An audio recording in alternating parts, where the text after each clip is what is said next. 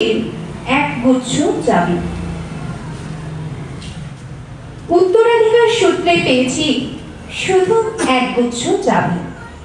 ছোট বড় মোটা বেটে নানা রকমের নানা ধরনের চাবি। মা বললেন, যত্ন করে তুলে রেখে দে।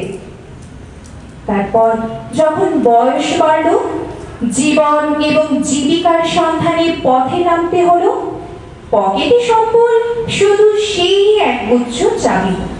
ছোট বড় মোটা পেটে নানা রকমের নানা ধরনের চাবি।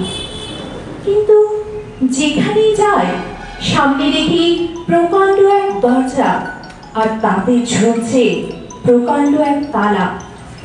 পকেট থেকে চাবির গুচ্ছ বের করি। এ চাবি সে চাবি ঘোরায় ফেরায়, লাগে না, খোলে না। শ্রান্ত হয়ে ঘরে ফিরি।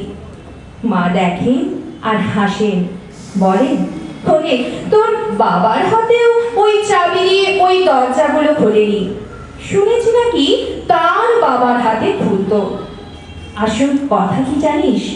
এসব চাবি হলো সততার, সত্যের, যুক্তির, নিষ্ঠার। আজকাল আর ওই চাবি দিয়ে ওসব দরজাগুলো খুলে না, কিন্তু তবুও তুই ফেলে দিস না। তুই যখন চলে যাবি তোর সন্তানদের হাতে দিয়ে যাস ওই সব চাবির গুচ্ছ।